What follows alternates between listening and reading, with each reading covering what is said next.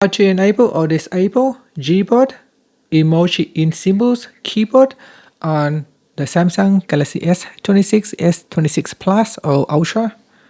First, tap on the home button to return back to the home screen.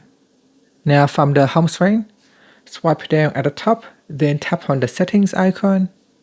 Next, we then go down and tap on General Management. From here, scroll down and tap on Gboard Settings. Then tap on Emojis, Stickers and GIFs. In the Layout section, tap on Emoji in Symbols keyboard.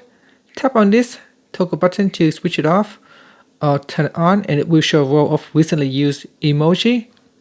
So here, if I go to my keyboard, if you tap on this button here, the symbol button, it will show the most recent use of the emojis.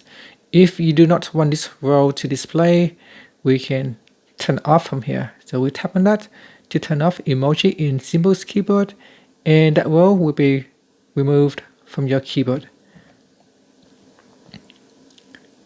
And that's it. Thank you for watching this video. If you find it helpful, please like and subscribe to my channel for more videos.